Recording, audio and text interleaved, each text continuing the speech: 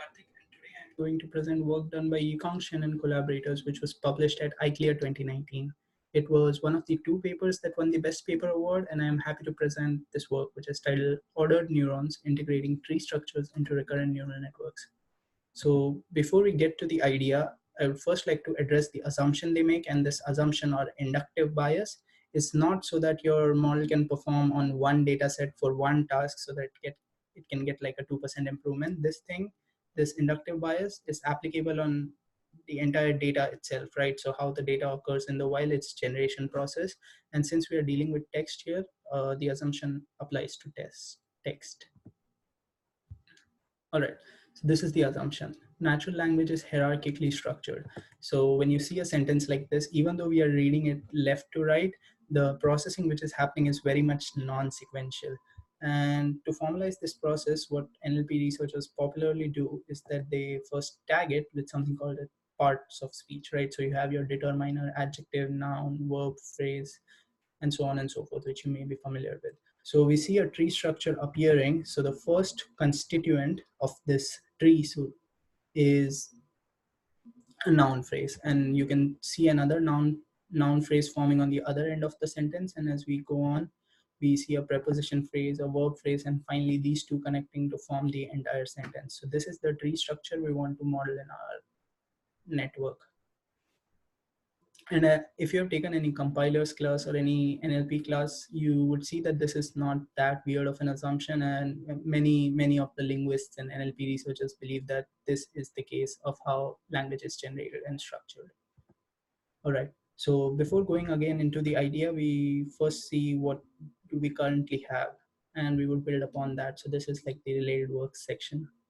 So we have good gating mechanisms and explicit tree modeling, and I'll discuss in a bit what those mean. LSTMs. So good, the bad, and the ugly. And if you're anything like me, you have probably learned about LSTMs from Chris Ola's excellent blog on them. And these are the equations I've just included for completeness. So these are the equations we would be modifying in this paper. And so this is just to give you an idea. So I expect you already know this, like forget gate, input gate, output gate, and so on and so forth. So the good thing about LSTMs is the gating mechanism, right? So this allows us to control the information flow throughout the network, and your forget gate can sort of decide on which things it wants to forget and for how long it wants to carry a certain information, and so that is a good thing about LSTMs. Next, the bad thing is that since this gating mechanism is unstructured, the gates act independently on each neuron, right? And that sort of leads us to the ugly part of it, which is we don't have any intuition on what is preserved and for how long. So we would want to address these two while keeping the good parts of the LSTM in this work. All right, the other line of related work is where people, since this tree kind of assumption is not something new, there are existing works which sort of address this, and we are going to discuss this. So these are just the two architectures which I have just included here. This is a tree LSTM. So this is one LSTM cell, these each blocks, and they process input tokens in a hierarchical manner, right? And this is a spin model, I believe, which pushes the tree structure to a stack, if I'm not wrong. Okay, so we are going to discuss shortcomings with these approaches, which lead to our ordered neuron on LSTM work. Okay, so the first one is supervision, which means that if your model requires the ground truth parse trees, you cannot scale it up very well. You cannot apply it for big data sets because you cannot obtain ground truth for big data sets, right? It's quite expensive.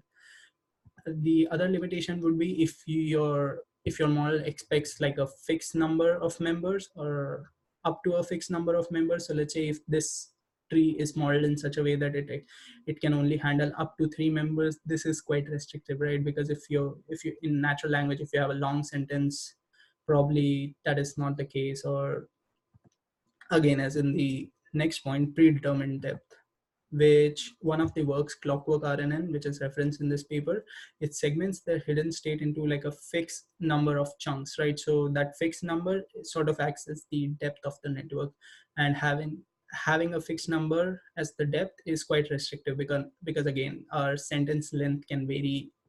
Basically, it can be a small sentence or a quite large sentence, right? Quite long sentence.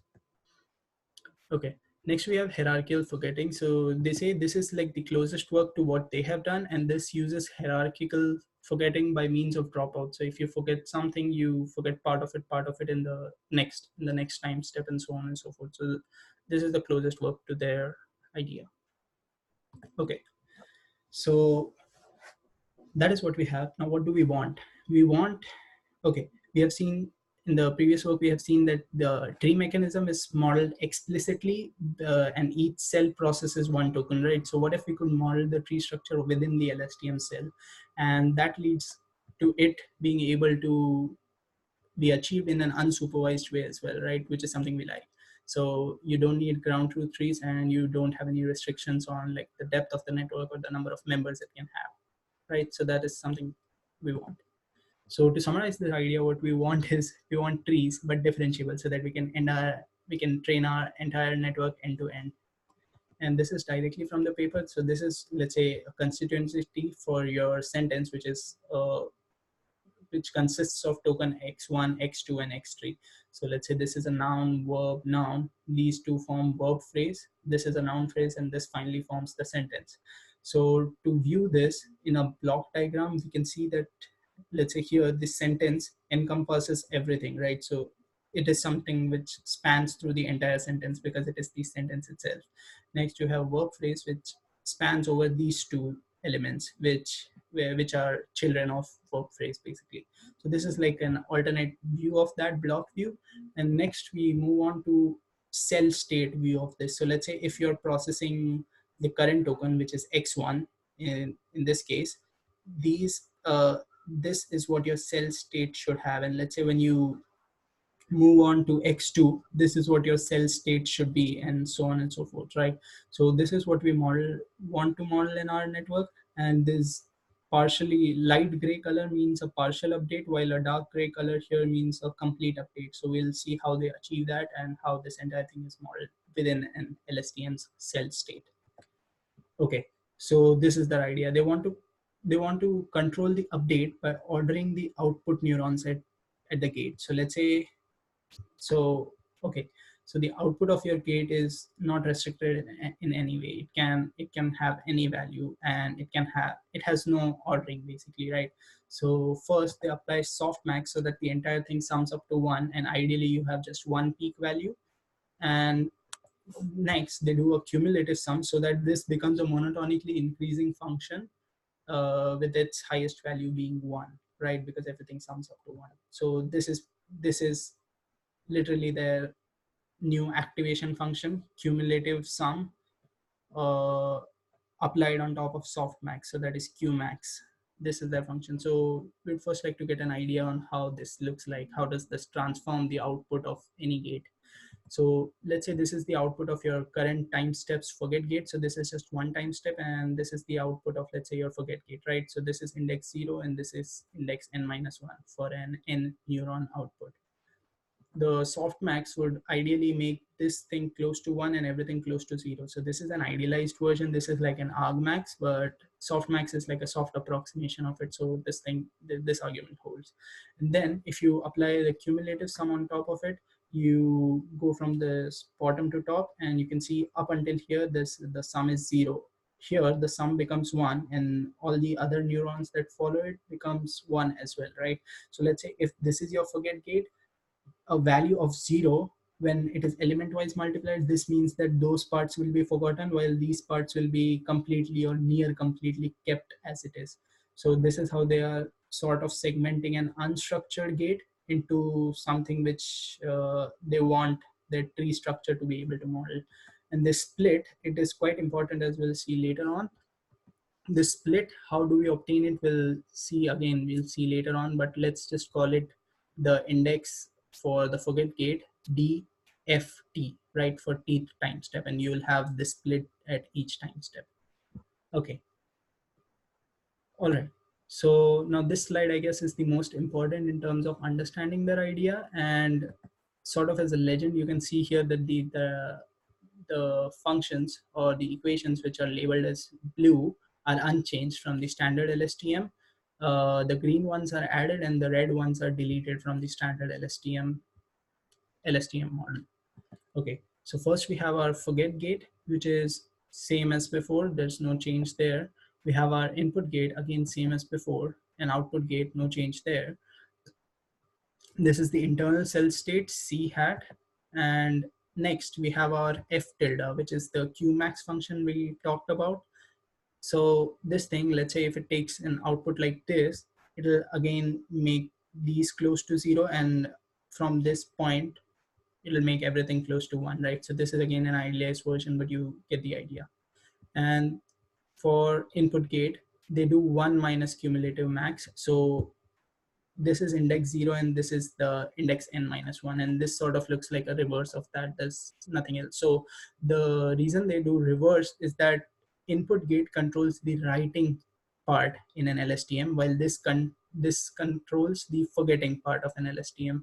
So if you have forgotten something, you'd probably want to write in those regions, and that is the idea of why they reverse the cumulative max for input gate.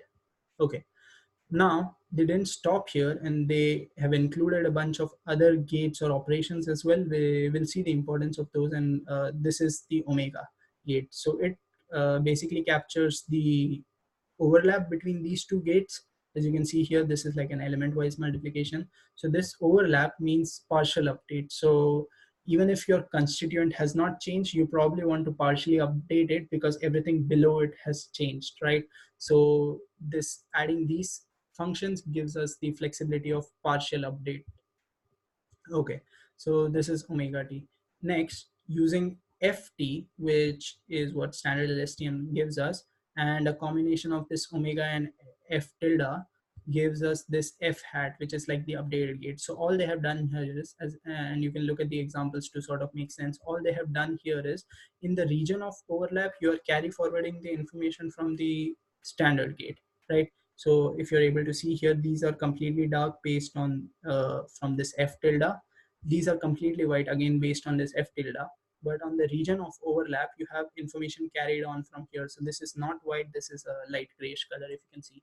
And the same thing for input gate I hat, right? So again, you have a partial update here, you have no update here, you have complete updates here. So this is what the cumulative max function, Qmax function achieves. So what have we done here? We have introduced two small activation functions, but we have delineated the space in such a manner that we can control the updates as we wish, right? Or as the data itself demands. So this is, I guess, quite interesting of what their work implies.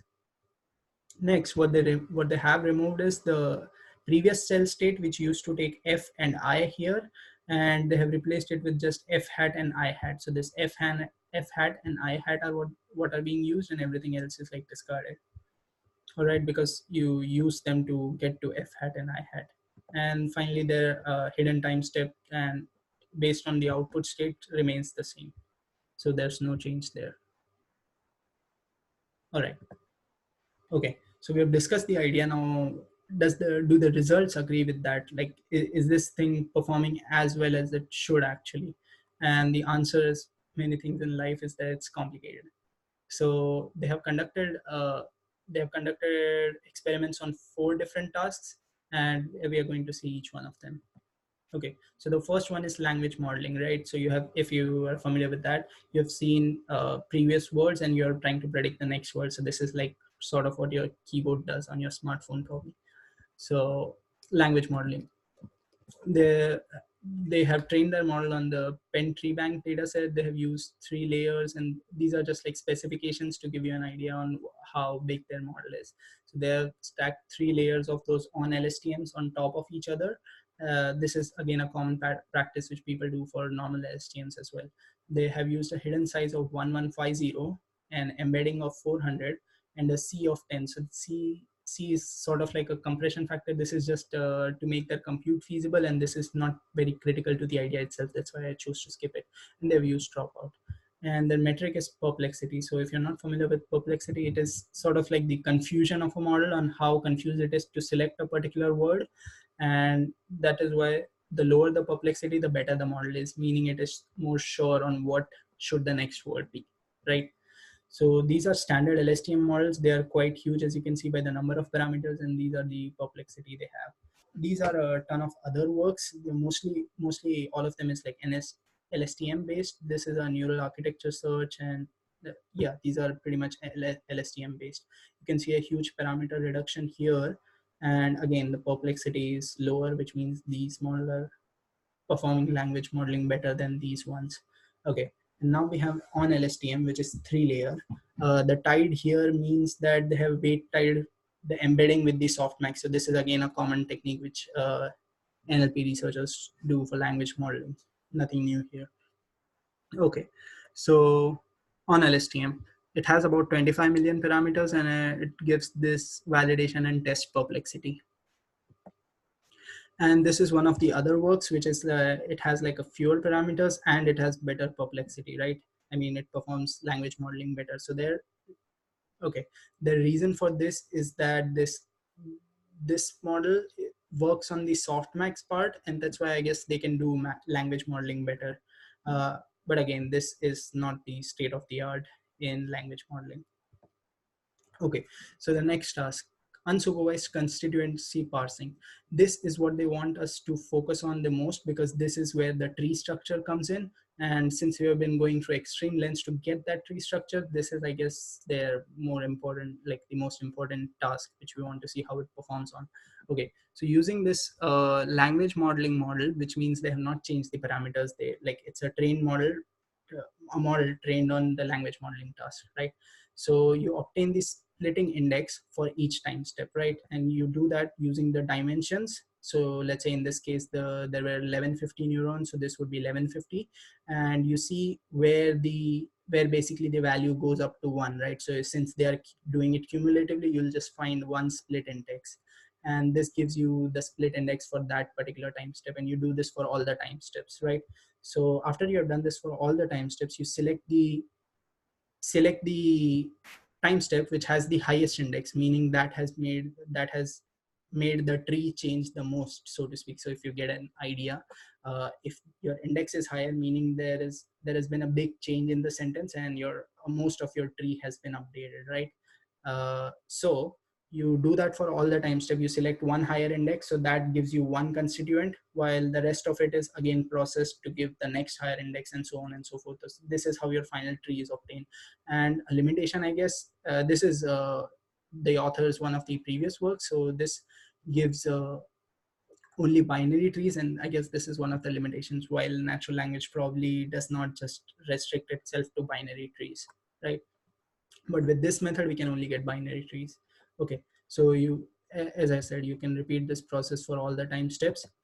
So this is again, I guess, an example directly from author's iClear presentation.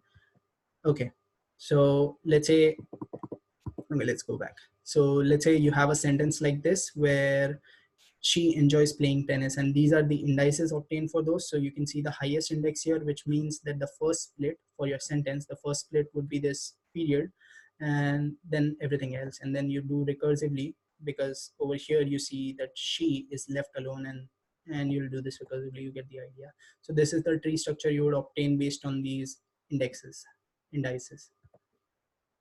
Okay, so this is how you obtain the tree. Now let's look at the quantitative evaluation for this. So these are a ton of methods which they have used, and they have obtained the tree from each of those layers, right? So if you remember, we had 3 layers stacked on top of each other. If you do the splitting criteria, you can get a tree which emerges out of each of those layers. Okay, so this is parsing F1, which is one of the metric for that. They generate a dependency parse tree, and they see the F1 score on how accurate those trees are with the ground truth trees, right? And you can see here, these perform quite well on the Wall Street Journal dataset. Yeah, but not so much with with comparison to these guys. So I guess they have explicit tree modeling, if I remember correctly, and that is why they say it's not entirely fair to compare to these guys. And these are just random trees. So you can see if you left branch every time without taking any structure into consideration, it performs quite well than that. So you see it's not just like uh, randomly just doing like left branching or right branching or just some random thing. So I mean, there is some structure being extracted out here. So this is, I guess, okay. They do not perform the best, but they are not that worse either. The depth, so again, out of the tree you have obtained, you can just calculate the depth, right? So they have a depth of like 5.3, average 5.6, something like that. While if you see, if you just left branch or right branch everywhere, it is something close to 12. So again, this is not random at all, and this sort of gives you an idea on LSTM generating meaningful trees. So this is good. Next, they have accuracy prediction for different parts of speech, right? So you have adjective phrase, I think, noun phrase, and interjection. This is not a personality type, it's interjection. So here, quite surprisingly, they have like 100% accuracy, and these models as well, these are, I guess, their previous work too. So these obtain 100% accuracy for the first layer, while zero for others. So yeah, again, I'm not sure why that is, and I don't think they directly address it. Okay, that's about it for the quantitative evaluation. Next, for the qualitative evaluation, on the left you will see prediction, and on the right, ground truth trees. Okay, so these are three examples. So here, as you can see, these are again binary trees, but these look quite similar. If you see the higher order structure over here, let's say, or over here, you see the higher order structure is maintained, which is quite good, right? So these trees look actually quite close to the ground truth trees, which they were never provided in the training, right? So that's fascinating. And over here, as you can see, I guess the only disagreement is between those, because there are 4 direct members here, while you have binary of binary here. This is again quite close to the ground truth, and similarly over here. So this is quite impressive. Okay, third is targeted syntactic evaluation. So this is basically them trying to say, basically trying to do a classification on whether a given sentence is grammatically correct or incorrect. And these again have sub categories or sub tasks. A subject verb agreement is something like basketball rolls down the floor. So basketball rolls is correct grammar, right? Basketballs rolls is not, something like that. Then reflexive anaphora is, let's say, Karen drops the dish, it shatters. So what is it referring to, Karen or the dish, like that? And negative polarity is just negating the sentence and seeing if the meaning itself is same. Okay, and it's, I guess, just as a note, that they have different hyperparameter settings here. So they have trained a different model for this task, and it is not like task 2 as we discussed. Okay, so they have short-term dependency and they have long-term dependency. So in short-term dependency, the words that should agree grammatically are not separated by a distance, and in long-term, the other way around. You get the idea. So this is on LSTM and this is LSTM. So here, as you can see, more bold more bold figures are on the right, which means LSTM performs well over here. On LSTM is not that far off, but still it is not like the state of the art here, right? So that is, I guess, okay. I mean, it doesn't perform as well in short term, but in the long term dependency, as you can see, more bold numbers appear on the left column here, which means on LSTM can handle long term dependency better than a standard LSTM, and I guess this is nice. Okay. All right. So for the fourth and final task, it's logical inference. So they have 2 sentences and they are trying to do a 7-class classification basically on whether, let's say, it's a tautology or something like that. So you have those 7 sentences, and based on the hidden time steps, hidden states you have obtained out of those sentences, you combine it in this specific way. I guess it's probably because like others have done it in a similar manner, or if probably the task requires it, I'm not sure. So this is how you combine it, and you use this representation to do this 7-class classification, right? And yeah, that's about it. So again, they have different hyperparameter settings for this. They have trained this for this particular task. Okay, and now the graph which we show, which we have shown below here, shows the varying sequence length of operations. So let's say here your sentences are 6 token long, and over here they are 12 token long or something like that. Okay, so as you can see, for short sequences, it is, I guess, pretty much close to what other models do. Uh, while as you go over for longer sequences, I guess this is what they have trained for, but this is what they are testing on, if I remember correctly. But still, they are saying that even on long test sequences, uh, on LSTM performs much better than LSTM and let's say this RRNet, another paper. It does not still perform quite as well as a tree LSTM because I guess again specific like explicit tree modeling I guess is the reason.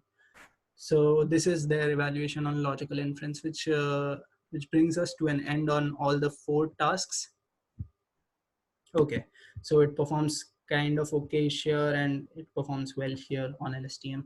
Okay, so I guess that's it. We have talked about the idea, the evaluation. Now I have like certain questions and discussion, which I guess you guys can discuss in the comments below or wherever you are.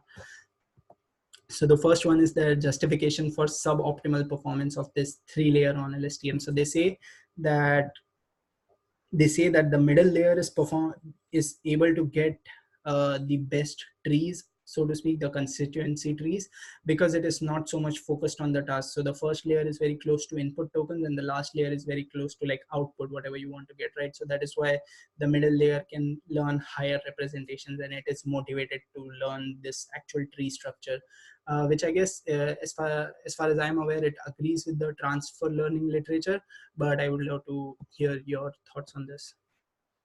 Okay.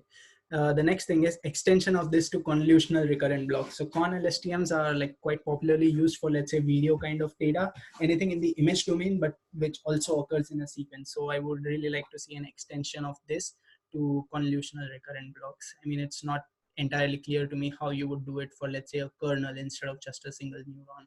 So maybe you guys can discuss that.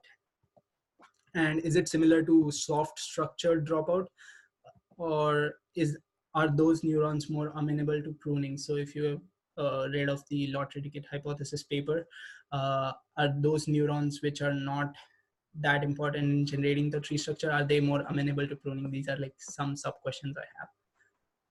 Anyway, is the model interpretability improved in any way? Which means are you able to understand or are you able to reason with the model on why, let's say, if it classified something correctly or did a task correctly or whether it failed, are you able to reason better based on like seeing the tree, right? So is model interpretability improved in any way, or is it just task dependent? I guess in some sense they have improved interpretability than a standard LSTM, but again it's still up for debate.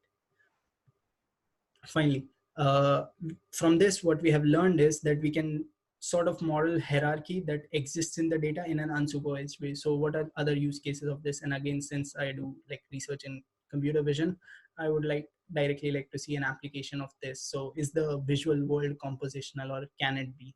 I mean, the closest thing I know is like capsules representing objects. So if you can, instead of like word tokens, if you have like object tokens, probably the again, it is not as simple as that, but probably you can think of a direct application to computer vision for this. And that's it. Thank you very much for listening.